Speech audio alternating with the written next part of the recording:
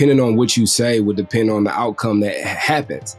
And that's kind of like how our life is. Like, opportunity can often depend upon how it is that we show up. So learning to show up in a way that isn't attached exactly to the outcome, but is not attached to anything, but is showing up to be to create the life that I desire. Mm-hmm.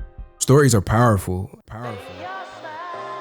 Welcome to the Rise, Recover, Live podcast, brought to you by The Phoenix. This is a space where people impacted by substance use can come to share their story of strength and resilience, get open and honest, and inspire hope and build community through shared experience. We'll be talking to people in our community on their own recovery journey and shine a light on the topic of recovery in all its forms. Maybe you'll hear some of your story in theirs. Let's show the world that together we rise, recover, and live.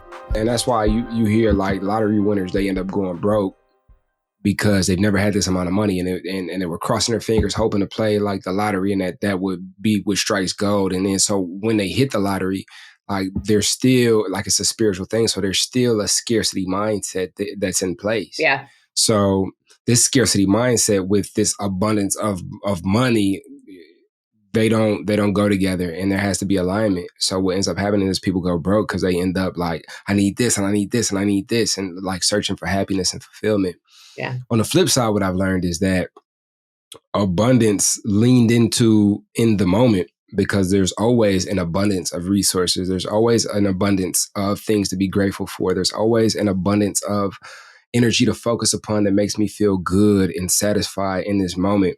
When abundance is arrived at in this moment, anything that comes on top of that is extra. And what ends up happening is inevitably there is a abundance of resources that come behind realizing abundance now, because abundance is attracted to that energy. Physiology, right, and biology. If I am frustrated, worried, scared, and anxious, I don't have the ability to think creatively. I can't think win-win. I can't think there's this magical third option. When we come to the table, you have an idea, I have an idea, then we get together and we can make that magical third option appear. That process doesn't exist if I am in survival mode. And the thing about survival mode is I'm just looking to protect. I'm not looking for any other opportunity. I'm just trying to stay alive. And that's what comes with scarcity mindset. So if I lean into abundance mindset, like my physiology, like my biology begins to transform, and my mind begins to be freed from stress that allows me to see opportunity and thus create more opportunities for abundance, thus create more opportunities for that third option. So it's been an interesting journey, and it's still an interesting journey. I learn so much on a daily basis. Yeah, I agree. I think. And it kind of goes both ways, because the way your mindset affects your physiology, I mean, a lot of that is like your nervous system, like when you're in survival mode, you're in that fight or flight. And that, I mean, those chemicals flood you, and that just takes over the way you're going to react to things. And you do become reactive instead of proactive. And then alternatively, I think that like there's moments, I know for me, like I'm a person with like clinical anxiety, clinical panic disorder, that like sometimes that'll wash over me before I even have time to react. And it'll kind of like go the other direction, where that like physicality will like affect my mindset. And it's just, they feed off of each other. Yeah. They feed off of each other. Definitely. And almost indefinitely. So then there's the question, like the chicken and the egg conversation, like which comes first? Yeah. Which do I have control over? Which can I feed into in a way that helps me to cultivate wellness in either sector, right? So what I've learned is that the internal, for me, the internal has always preceded the external. I can look externally and find a multitude of reasons why I should be panicking. Yeah. But internally, if I'm able to use tools and different practices that allow for me to frame my experience in a way that is empowering and feeds into the overall intention, that feeds into the overall desire to have my life be one of peace, one of success, one of collaboration, one of co-creation, then that bleeds out into my physicality. So let's take for instance the reframing of anxiety to excitement. That was a big thing for me. I was like very early on in recovery, like I was taking Xanax, and so when I came into recovery, like I never really dealt with anxiety before, like my active addiction, but in recovery, I started dealing with like I would have like substance induced panic attacks when I didn't have like what it is that I needed. Yep. Right. And then that kind of carried on into like my recovery in the beginning. It was like, what is this? I've never dealt with this, like rushes of like anxiety, like whew, I didn't know what that was. And then so a big thing that helped me out was being able to reframe this experience that I was feeling into excitement. Like, oh, like I'm excited about what's at hand. Oh, like there is a bit of uncertainty, but I'm walking through the door of what it is that I desire. And even though I don't know what's through that door, I know that I chose to go through that door. And so I'm excited. And that's what those things are. And our biology, like our physical nature, like the same thing that happens when we're scared is the same exact thing that happens to our body when we're anxious. So then it's like, well, which one would I rather be? Which one feels better? I like excitement a little bit better than anxiety, you know? So that allowed me to kind of like reframe things in a way that empowered me. Totally. Because it is a superpower. Like theme. The fact that your body does that, the fact that you have a body that's so sensitive to those chemicals, that you feel that kind of thing so easily, like that is a superpower. Because some people, even if they want to be excited, they don't get either of them. It's like, we get the excitement and the anxiety, and that's, like can be challenging. But some folks don't get that. They like have a constant, like meh. So I think that is like to be able to harness that. Abundance for me means freedom. And like, I have realized over the years, particularly over the last few years and with the pandemic, and, my husband and I both lost our jobs for a little while. And it was like my worst fear had come true because I was so terrified of financial instability because I felt that I'd had that forever. And we had finally we were finally okay. But even when we weren't okay, I was just barely okay, just barely like able to squeak through. And if we weren't, that we'd have, luckily we have people that we could lean on because we're just so fortunate in that way.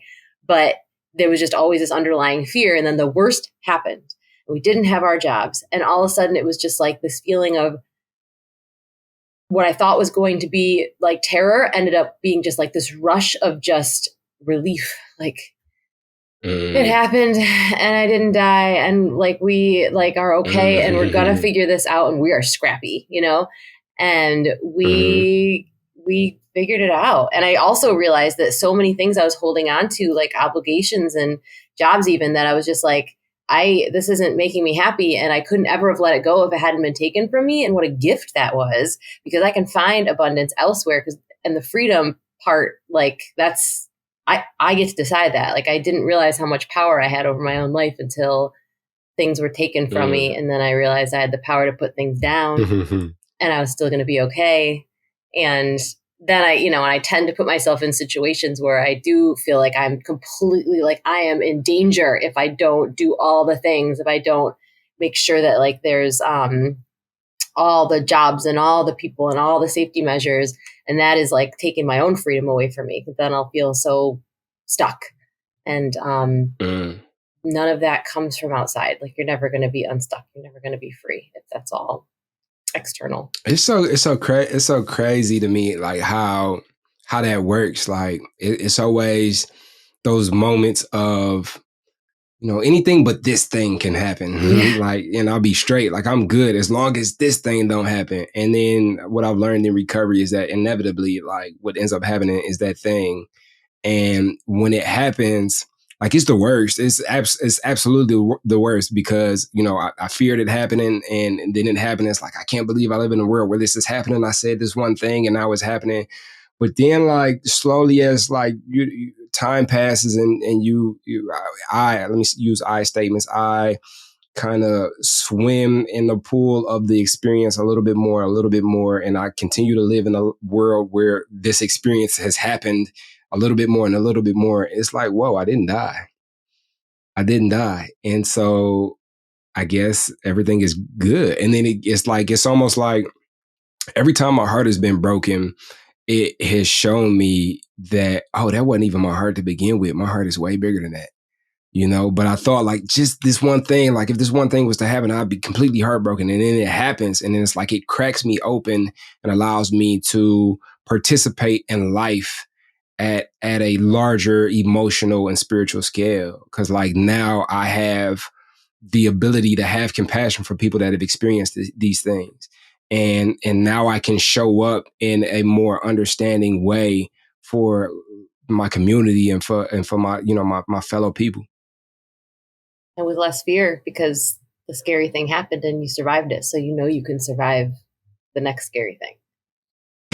Yeah, I mean, and then the next scary thing is like, so I think for me, it's like, okay, anything comparable, like it's beautiful because it's like anything comparable or less than like on the scale of scary things it's like, okay, I've been through this. This ain't nothing, right? But there's always like the next like level up where it's like I go through that process again.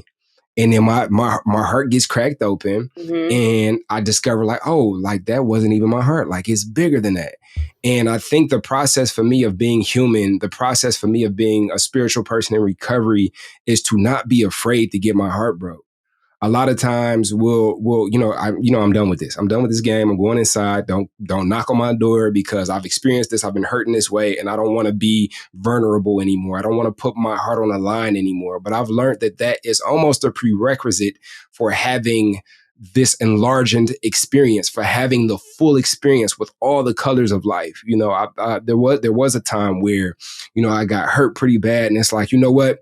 I got deep into like principles of detachment and all type of stuff. And I started playing with these tools. And it's like, you know what? I will experience, but I will not be attached to anything. And I will, know the true nature of all emotions. And I went so hardcore into it. But how I felt was that like my life was comparable to like a stainless steel kitchen.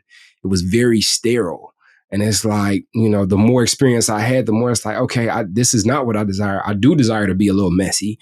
I do desire the colors. I do desire the stains and stuff in places where maybe it shouldn't belong. I do desire to have this experience, and I am willing to have my heart broken in order to have this full experience. One of the things that I think I love the most that you do is whenever I ask you how you are, you're like, I'm the very best that I've ever been. Yeah. There, you got to throw the before on there. Better than I've ever been before. Better than I've ever been before. And it's like real. Like you really mean that every single time you say it. Mm-hmm. I sure do. It's almost like a spell. It's almost like an incantation. It's almost like I'm claiming it in that moment. And that's where the before comes in for me to massage it and make sure that it doesn't feel like fake or forced. It's that, like I'm reminding myself, yeah, I'm like in this moment right now, like I'm better than I've ever been before. Like right now is the most full experience that I can ever have because I'm here right now in this moment. This is the best, I am the most receptive. I am the most alert. I am the most present. I can give the most energy because I have the most control over this moment. Mm-hmm. I can't do anything about an unpredictable future. I can't do anything about an unchangeable past. But right now, at this very moment, I am the best that I've ever been before. Totally. I heard a podcast recently from this woman who writes about ageism particularly and just the superpower that is growing older. And it was really helpful for me because, being into my 40s now, it's like just kind of top of mind. And I think for a lot of us who I've heard others aside from me talk about this, that you get into recovery. And if you struggled with substance use disorder for a long time, like for me, it was probably a good 10, 15 years. It almost feels like, oh my God, how did I get here? I missed all that time. Like I'm too late. I'm like late to the party, or I'm old. And I this real like kind of crisis, like existential crisis of time. And this woman talking about aging was so empowering to me because she was saying, people often say things like, oh, well, I love getting older. Like it's better than the alternative. And that's implying that the Mm. alternative, that the only thing worse than getting older is death. And like, what a horrible way to look at like this beautiful life that you just got another year of, you know, like, well, at least I'm not dead, you know, like, is that really the only other option? You know? So I thought of you when I heard that, because that's the way I feel like you see the world, and it inspires me to see the world, or my personal world and life in that way, in that like, no, it's not like better than the alternative. It's better than anything. This is like the best thing that ever happened, that I woke up today. And all I have in this moment is this moment. And how freaking lucky am I to have it? So thanks for that. Every time I talk to you. Speaking to my spirit. Yes. Yes, it's such a, and I love like sprinkling like little tools like this throughout my life. It served me in recovery, but just in life, in the increased quality of my life in general. It allows, so say that to somebody you see on the street. Hey, how you doing? Better than I've ever been before. Like, why? 9 times out of 10, well, not 9 times out of 10, but a good 7 times out of 10, like you're starting a conversation. Yeah. Like, whoa, wait, people rarely say that. What makes you say that? Like, is there anything in specific? No, you know, and then they want another motivation behind it. And so now it's like, it's like video games, right? Like, I don't play a lot of video games, but when I did, there's like, you know, decision trees in certain games, the games I would like, where it's like, depending on what you say would depend on the outcome that happens. And that's kind of like how our life is. Like, opportunity can often depend upon how it is that we show up. So learning to show up in a way that isn't attached exactly to the outcome, but is not attached to anything, but is showing up to be to create the life that I desire, and being that beacon of light in a way that you may knock that domino down, and that may turn around. And that's another thing too, like in life, that allows for me to like really appreciate this experience, is like, I don't know what type of phone call I can get today. Like, I've knocked so many dominoes down in the direction of like my desired reality. Like, I don't know what could come through. Like, that's so exciting. Like, the wouldn't it be nice if, or the wouldn't it be grand if, like, and not in a way to where it's like, wouldn't it be cool and wouldn't it be better than what this is if this thing happened? But like, just one of those things where it's like, wouldn't it be cool if like I met somebody today that was super exciting and excited about life? And wouldn't it be great if I met somebody today that could help me with such and such and such? And, you know, like, wouldn't it be awesome if these things would happen? And then I say it and I let it go, and then we'll see what happens. And usually what ends up happening is, because that's at the forefront of my attention, I almost have an antenna for it.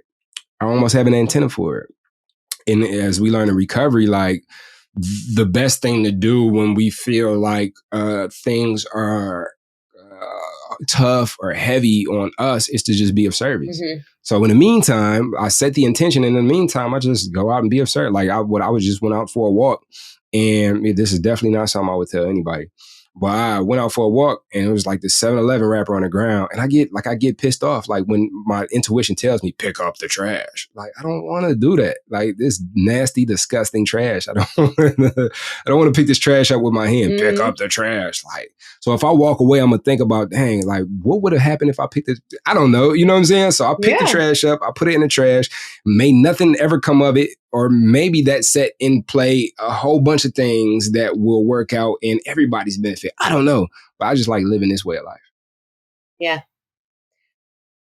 It's so much better than like, I'm 12-step program. So like, in the book, they talk about running the play and having to, you know, everybody in the play doing exactly what it is that you say, and the play would just go off without a hitch if everybody would just do exactly what it is that you say.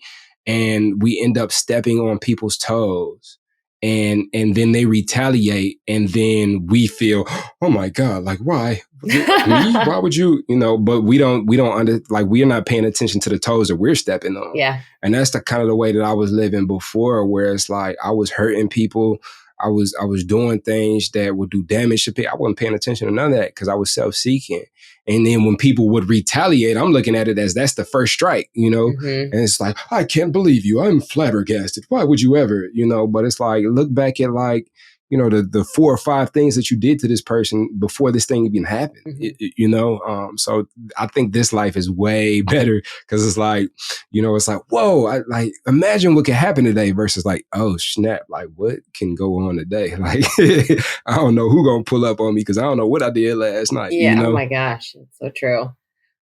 When would you I feel like you hear a lot of, I don't know, you hear the term toxic positivity because you hear a lot of positivity out there in the world. And some of it is a little bit toxic because sometimes it's very, like any good things that happen are because of you. Any bad things that happen are because of you. And that can be really overwhelming, I think, for people that haven't really haven't really gotten involved in their own psyche and in their own practices, and maybe either are new to recovery or recovery is not even something that's on their radar. Like, how did that happen for you? Because I'm sure it wasn't overnight, right? Like, how did you get to the point that you're feeling that you're able to say today is the best day? This is the best moment that I've ever had than ever before. Like, when did that happen? I think my entire recovery it's been essential that things are real. That things are real and they're substantial. Once again, I'm gonna refer to the big book of Alcoholics Anonymous. Frothy emotional pill seldom suffices. Say that again? So that's super old-timey language, but frothy emotional appeal seldom suffices. Ooh, tongue twister. So that meaning that like I can't like everything will be fine, like just cross your fingers, and even like when it comes to 12-step, like just meeting makers make it, just keep coming, blah blah blah, like that wasn't substantial enough for me. Like I had to get in and I had to do the work. Like I had to get in and I had to do. Not only did I have to do, all the steps. I got to my 4th step and did my 4th step, did my 5th step. And then the guy who initially ran me through the steps ended up leaving the program. And I'm like, whoa, we graduate, we leave? And everybody's like, nah, he just kind of like, that's just what he decided. He didn't go out. He actually passed away this past year. But then he didn't go out. Like he was like, I'm about to give my time back to my family. That's what he had decided. So now I'm at a crossroads, like this thing that is new to me. And it's like, do I go this way or do I go this way? It's like, well, I know it's that way, so I'm gonna go this way. So I end up working with somebody else. He's like, I ain't work with you. We got to start from step 1. So I ended up having to do 2 4th and 5th steps, like really close back to back with each other. And it was important for me in my recovery because on that first 4th step, I actually omitted something. Like I left something out because it's like it was something I was going to take to my grave. And because I had to do them back to back, I'm like, okay, well, let me just go ahead and just be completely honest, ugly, transparent, open, and just let's see what happens. And and I get to the point where I'm doing my 5th step and I'm telling my sponsor this thing, and I'm like, I'm shaking. I'm like, and I tell him, he like, that's it. I did that like 4 times. I'm like, oh my God, like I'm around my people, and this is the importance of being real. Mm-hmm. I'm not going to smile and I'm not going to pretend that everything's all right, because I've seen that around the tables is where my reference point for recovery really began. And I've seen people come around and be the greatest, most jovial people, and then next thing you know, you hear they died. That's because it was and I would feel it like, I really need to say something to this person. I would say what I would say, but it wouldn't be nothing crazy. It would just kind of like the nudge, like, hey man, if you want to, if you really want to talk for real, like I'm here. I would always extend that because I can tell when it's not real, right? Like I can tell when there's something behind that. Mm-hmm. I don't know. It's just a magic power of mine. And so for me, it's important. So when you have terminology like, this thing that I've developed where it's like, I'm better than I've ever been before. Like there's a science behind how those words work that is almost makes it an affirmation versus like, because if it was better than I've ever been, like if it was just without the before, it might feel like a mask. Mm. And then if it feels like a mask, now I feel like every time I show up, I got to say this thing because you expect me to say it. And then it becomes this whole thing where it's like, and it's like, you ever seen the meme with the face in front and he's smiling, but it behind him, my man's just like mad and it's teared up, it's kind of feel like that. So it has to be real. It has to be substantial. And that's what recovery has allotted me. the ability to dig in and get some of that nasty, icky stuff out and share with people and build community in a way that allows for me never to have to hide ever again. Yeah. Yeah. And I think exactly what you said earlier is that like it really does start with service, because there is an element of service where I feel like you want to show up in a certain way to be in support of other people around you. And that doesn't stay on the outside very long. Like what you're giving is almost immediately what you get back. And you definitely are a person that I see who is of service at all times, like even just in this conversation. I mean, every conversation I've ever had with you, and the work that you do with the Phoenix, and the work that you do as a recovery coach, and the work that you do on your own podcast, like every single thing that you do is of service, but you're able to wrap that up in things that light you up, that like really like it all serves you too. Like it's like the growth that it's allotted you has been, or allowed you is, I mean, like there is no limit, and that's, I mean, that's a beautiful thing. Like, do you ever feel like some of the service that you do is not for you too? Or do you really think you really have it together as much as you look like there, Mr. Bryce Cobb? No, no. I mean, it depends on a definition of together. We figure it out as we go. I know how important it is for me to be. This is like this delicate balance. So as an entrepreneur, so I don't really do recovery coaching anymore. I mean, that was a field where it kind of felt like I used to give a lot and not get a lot back in return. And there was this thing, this is author Ajahn Brahm. He wrote this book called Who Ordered This Truckload of Dung. It's a great book. It's like chicken soup for the soul, kind of with like the different stories in it. But there was one in there about learning to be a dustpan with a hole in it. To be able to take on people's stuff in such a way that gives them the spiritual release of being able to have community and connection, but also allows for you to allow their stuff to fall through the hole and you don't hold on to it, and learning to build your personal spiritual process in a way that allows for you to show up in that way. And that spiritual process may change depending on what season it is for you in your life. And so not everybody in recovery does like what we do, what I do, showing up to be a teacher, showing up to give, showing up publicly, like showing up and stepping up in leadership and at the front of the charge on things. But for those of us who are, it's very important to continue to develop and grow in our own spiritual practice in such a way that allows for us to have the capacity to take on the things of others in a way that allows for us to be a dustpan with a hole in it. And, just like with a mentor, like I don't want a mentor who doesn't have a mentor. Like that's against the rules. If you don't have a mentor, you can't mentor me because I need you to be forever learning. I'm a teacher. I just learn in public in such a way that somebody may consider me their mentor. And so it's this perpetual thing. I don't think that there's ever a ceiling. I feel like life and death is spiritually like in growth or stagnation. And if I begin to stagnate in a way that I've just arrived, like this is what I know, I'm here and there's nothing, I don't blah, blah, blah. I can't hear anything you're saying because this is what I see. Like once I get there, it's like, okay, I'm dead. Like I'm dead and I'm not, life is perpetual. Life is ever growing. Life feeds into you and then comes back to me and goes to you and comes back to me, and we're ever growing, so how can I keep this process going? Just being receptive and open and listening and being willing to grow and being willing to seek out intentionally areas to cultivate and feed into my personal growth that allow me to show up for other people, especially if I'm seeking to be like, a teacher or be there for somebody else. See that in you. And then I relate to it deeply in my own experience as a yoga teacher. It's the same kind of thing. The yoga teacher that thinks they know it all and puts themselves up on a pedestal, like that story never has a happy ending.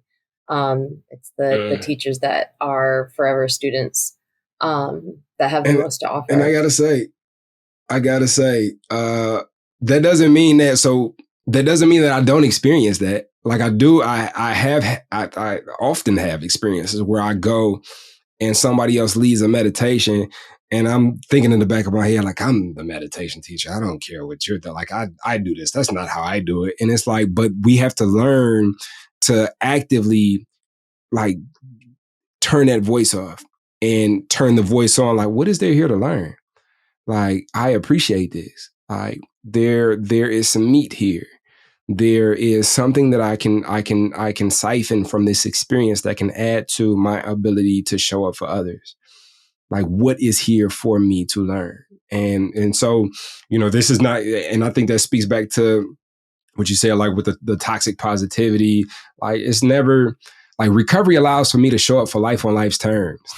Like, I don't not feel like I don't not feel like things aren't working, or I don't not feel like things aren't going the ways that I want them to go. I just tend to put more energy into what it is that I desire, and I kind of like starve out the things that I don't, and when I focus on what it is that I do desire, more of what I desire tends to be created, because I tend to have that energy that allows me to show up in a way that creates those things, versus like if I get a shut off bill for my electric, and I just keep looking at it, and I'll just keep like feeding my energy into like the fact, like, well, what does it say about me that I got this shut off notice? Well, what is it? Well, how did I get here? Well, and I just really like feed energy into that.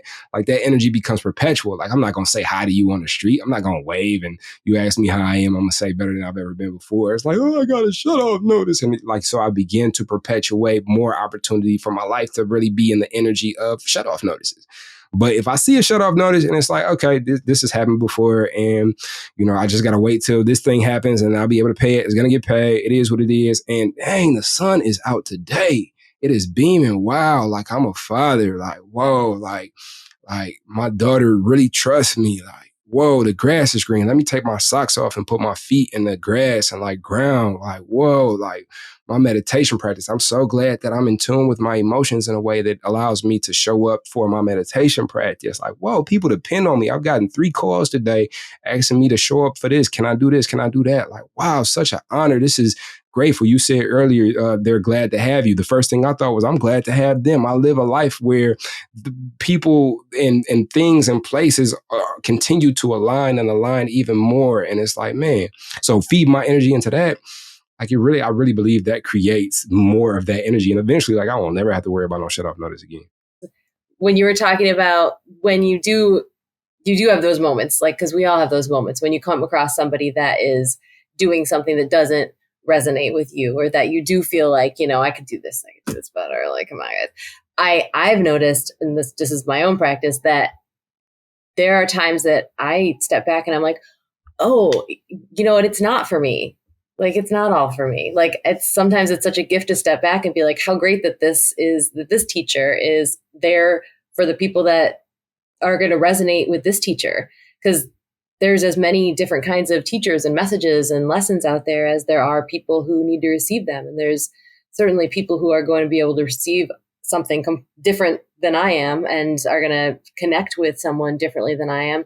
One of the reasons I'm so pumped to do this podcast with you is because I think there's people who will relate to me and my story, and there'll be people who relate to you and your story. And thank goodness we're both here to be able to show up to this audience of people who are, and some are going to resonate with neither of them, and that's fine too.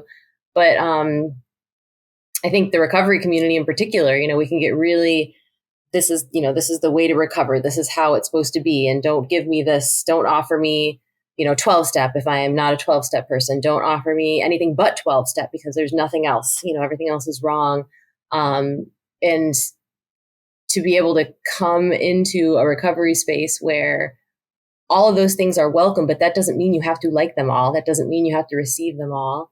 That just means you get the opportunity to hear about them all and create space for them all, and be so grateful that there is something for everyone. And I just think that's exactly, what the Phoenix does, and what more and more the recovery community is becoming open to. And I think it's pretty awesome. Yeah, I mean, the more and more I look at my experience, like, the more I see how inevitable it was that I would be here in relation to the Phoenix, working hand in hand with the Phoenix. Just because of like from the very beginning of my recovery, like I was given Big Book of Alcoholics Anonymous. And shortly after that, my second sponsor, which didn't happen, it would happen very quick. Remember I told you the story where one sponsor left and all this. My second sponsor, he didn't even give me the book. He told me, he was like, a book that changed my life and that I recommended to so many people, but nobody has ever picked it up is Napoleon Hill's Think and Grow Rich. And so I actually went to Amazon and I got that book, and that was like the first book that kind of set me upon my path of like personal development. And so even there, like I got like two, they worked hand in hand for me. I was able to eat the meat and spit out the bones for me. But that's kind of been the nature of my recovery. Even in 12 step, like one thing I really appreciated was that, I'm not religious. I was given, like I came up in Christianity, and like when I came into 12 step, like I really started like delving into like, well, what do I believe? What was given to me, and just trying to figure it out. And I'm also at this table with people who are Catholic, Christian, maybe some practice Buddhism, maybe some are Wiccan, maybe some, are atheists, maybe some are this, maybe some are that. But we're all sitting at this table around recovering from, alcoholism and substance use. And it's like, oh, like this is like, we can all come together. It doesn't matter what we believe, because there's acceptance here no matter what it is that you believe and how it is that you show up. Like, we're here, and that was a big thing that planted the foundation of my recovery too, which was the saying attraction, not promotion.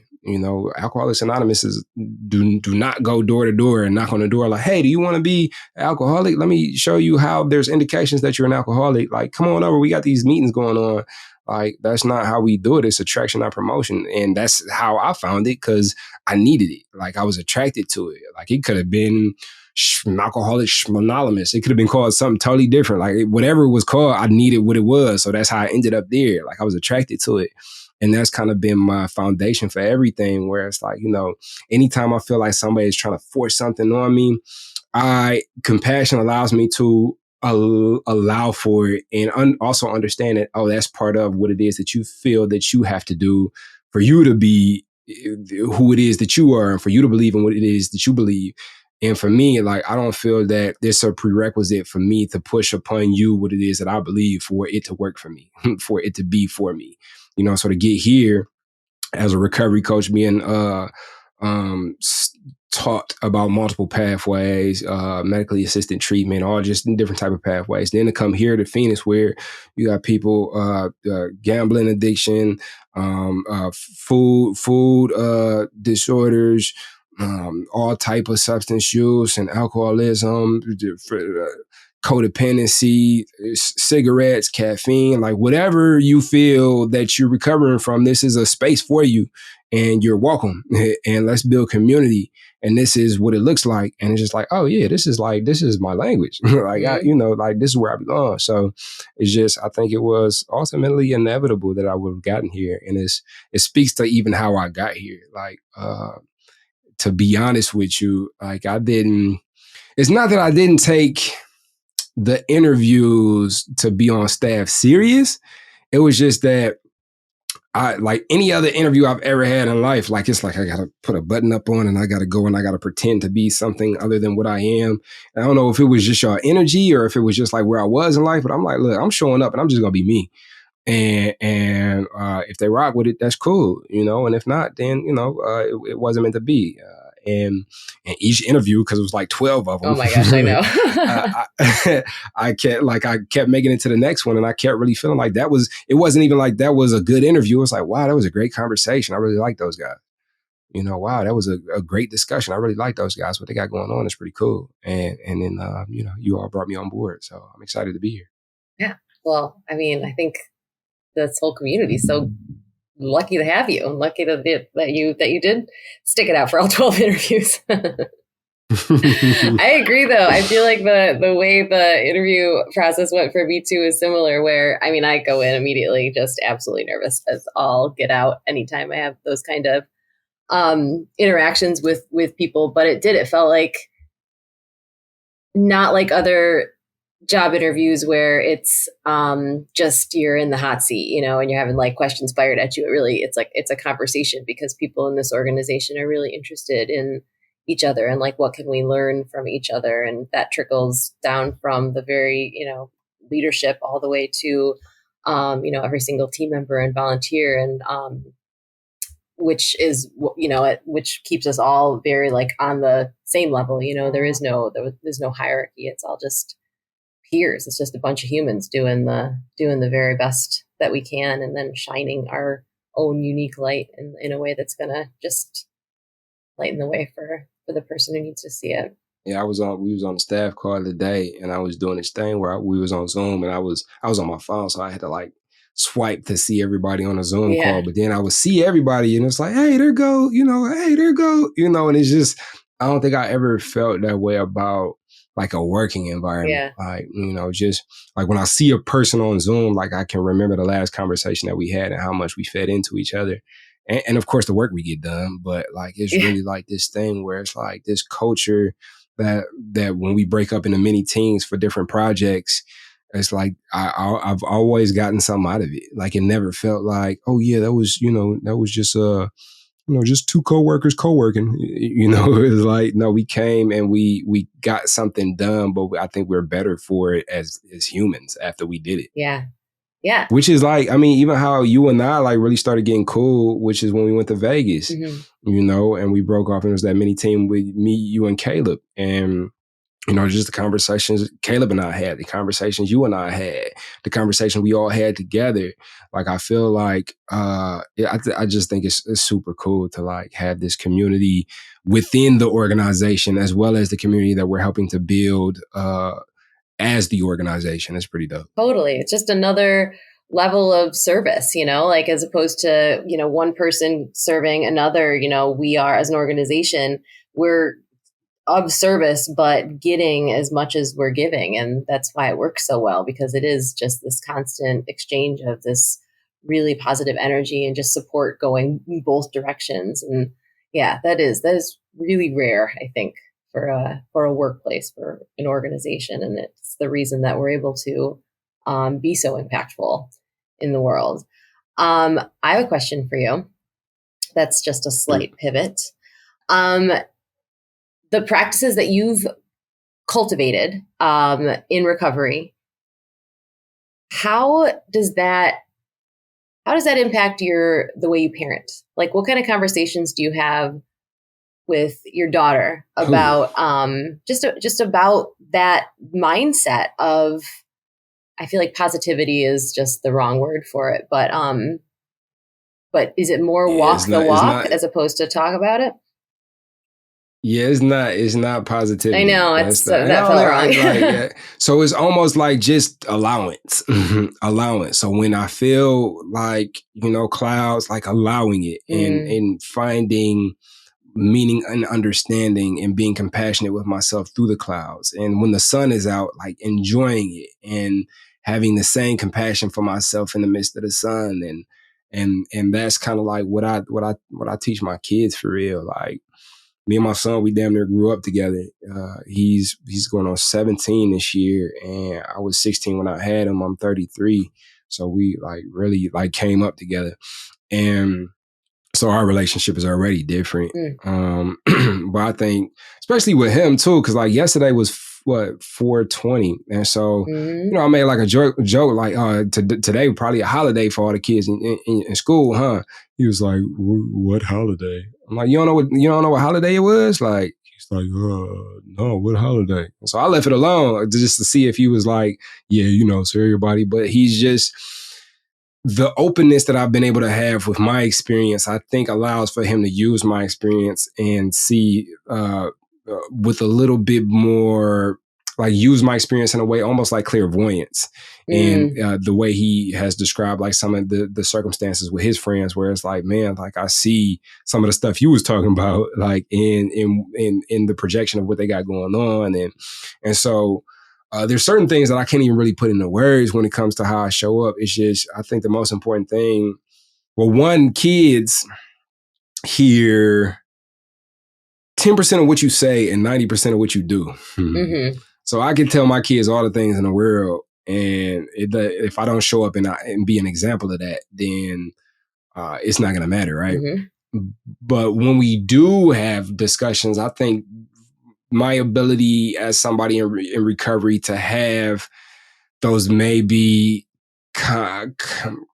complex conversations that maybe a parent would not want to show up for after like juggling all the stuff that they got juggling in career and in, you know, intimacy and all these other things, and then showing up for these relationships in a way where it's like, no, I don't want to talk to you about you know, like interpersonal relationships and how the effect that like a girl can have on you. Like it's like I've sat down with my son and we've had conversations because I see him.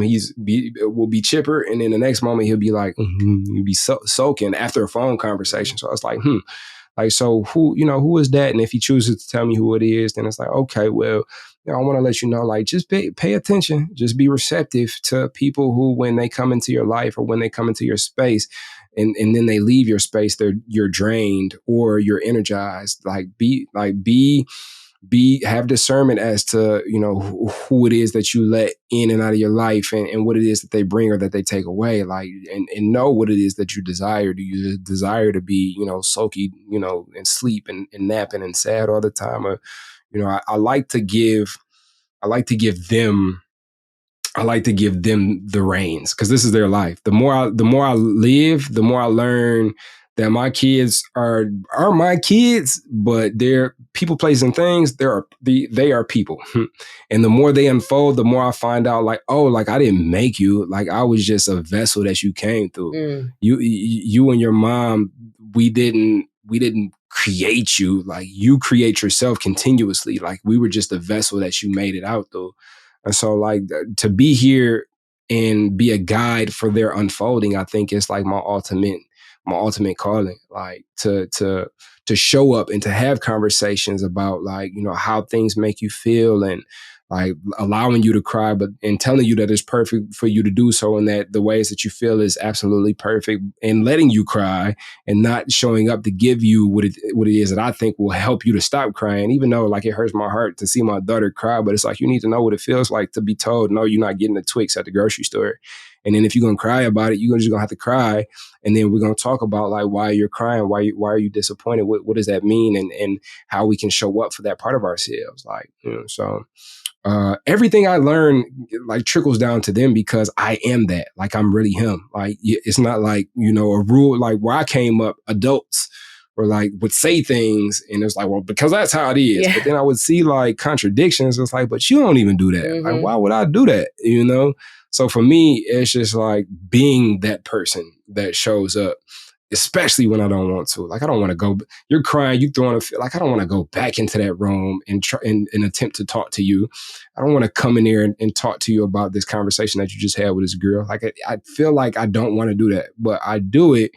And then I think because of that, our relationship continues to grow and develop. And I think these moments, the little tiny moments, you know, and I can get kind of long-winded when I talk about my kids, but like the big moments that we think, they're just like the best way to prepare for those big moments. Like, oh, you know, when my daughter gets her period, or when my son starts liking girls, or when, you know, graduation, or when college, or when, like, the way that we prepare for those big moments is those little tiny moments where we sitting on a couch and we just sitting on the couch together. Yeah. And it's like, hey man, so, you know, if you had one superpower, what would it be? You know, like, just like the little tiny discussions that we have, allow in the tiny, like, bonding moments, and a tiny, like, just all we got is us moments. Like, that is what helps to prepare us for, oh, you're running out into the street and there's a 16-wheeler coming. Come here.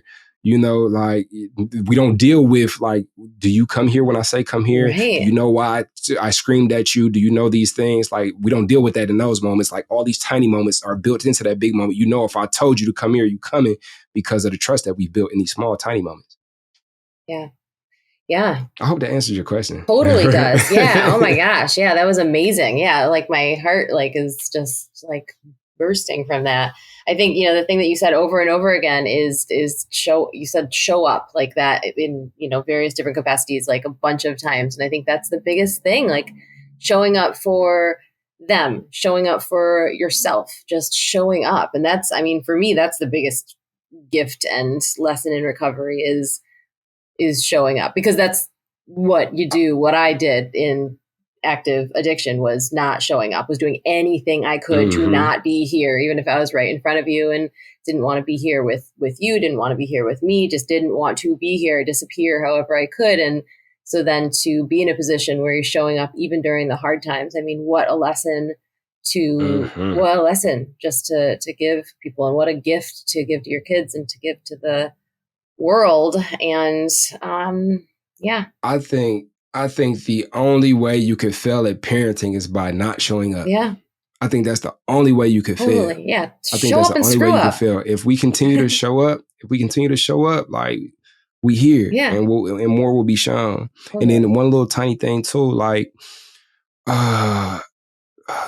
let's work on this hierarchy thing, right? So it's like, I'm your father, like that.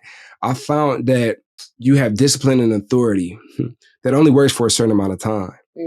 Then after that, you're not about to discipline and authoritize like a 17-year-old. At that point, it's influence.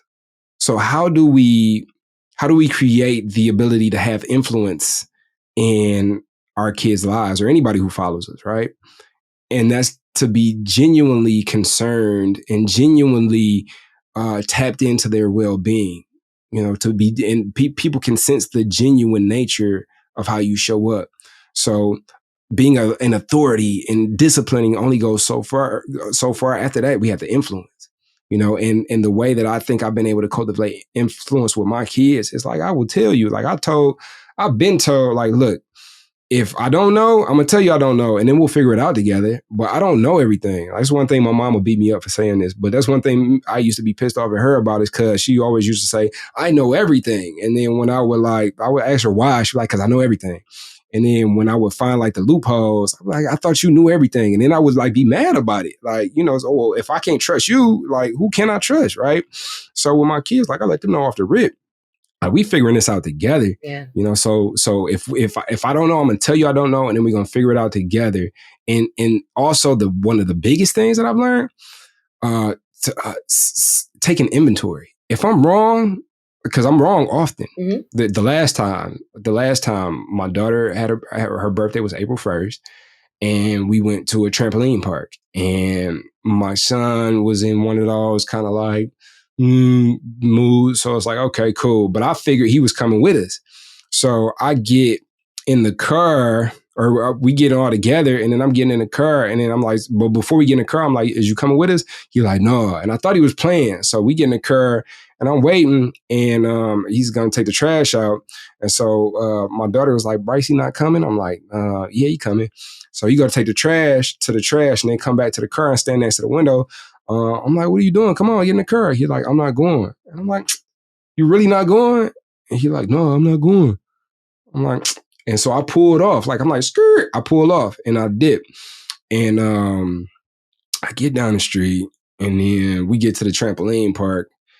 And then when I get there, I'm like, so I called him. I'm like, hey, man, I shouldn't have pulled off on you like that. I think for me, I was excited about having you a part of this experience. And I kind of felt a little disappointed that you weren't coming with us. But I want you to know that that's not yours. That's not for you to carry. And whatever it is that you decide to do with the rest of your day, like I want you to not feel like you disappointed anybody or anything like that. Like I want you to enjoy your day. And if you need me, I'm around. Just hit me up. We'll be at this trampoline park. We're probably going to get something to eat after that. And I'll see you later. I love you. Being willing to do that, being willing to do that. I think that's how we build influence. Yeah. It's because like, I'm a human, I'm a human, and I want you to know, like, this is what a human looks like, especially if it's your dad, not just even if it's your dad, especially if it's your dad. Cause now this is the reference point for a man for you. how you can show up for others in your life and how you could be compassionate and understanding and admit when you're wrong and show up in love, like with the action word of love, like love is a verb. So, and that's trust both ways. Like that's like not only you building trust in him, but him building, it's just both ways, because I like with your mom saying, I know everything. That's almost like, for me, that would feel like, oh, you don't trust me to still respect you, to still love you if you don't know everything. Like, trust in our relationship enough to not have to be perfect, and I think that's, kids don't always get that. So that's amazing. I love that story. Bryce, the third. Yes, it's me. What is a message that you would give to a previous version of yourself? You get to choose the version of yourself, the younger Bryce. What is the message that you would give? Doesn't have to be advice, doesn't have to be anything. What would you say if you could get on the phone with another Bryce? I'd tell him be easy. You got time. Be easy. Have compassion for your process and be easy. So anybody who's interested, I have a book. I've offered a book. It's called The Handbook, Your Guide to Creating Your Desired Reality and Being a Good Human While You're at It. You can find it at Bryce the Third / The Handbook. I also have my own personal podcast. You feel that? With Bryce the Third, the best podcast there is for high-level entrepreneurs looking to learn how to master their emotions. You can check out the latest episode of that at youfeelthatpodcast.com. Come check me out. And I'm on Instagram at Bryce the Third. Come see me. Yeah. Bryce also does a weekly mindful conversation, meditation, and talk about meditation on the Phoenix virtual platform every Monday. And it is in high And demand. that's super special because just like all Phoenix programming, it is free to anybody with just 48 hours of sobriety. And it is virtual, so you can come in from anywhere in the world, in the country. We're actually doing a live one next month, so that's going to be super sweet. Amazing. Yeah. Well, check out our website, download the Phoenix app. Everything will be linked in the show notes. In the Phoenix app, there is a podcast group. So hop in there. Let us know what you think. Let us know what you want to hear more of. And again, just so grateful to have you. Grateful to have you, Bryce. And can't wait to do this again next week. So now you're excited. Bryce, Liz, how do I get involved with the Phoenix? Well, my friend, it is super simple. We actually have an app. Head over to the Google Play Store or the Apple App Store, or look in the show notes of this podcast, wherever you're listening to or watching this podcast, and go download the Phoenix app. The Phoenix app makes it so easy to find classes that are near you or to access our virtual class schedule where you can hop on from the comfort of your home. You can also join our groups and have a conversation with someone from the Phoenix community from anywhere in the world. Please make sure that you join the podcast group where you can connect with Bryce and I and other listeners. Everything that you need is in the show notes. You can also head to our website at www.thephoenix.org. And maybe while you're there, you click the volunteer tab and get even more involved.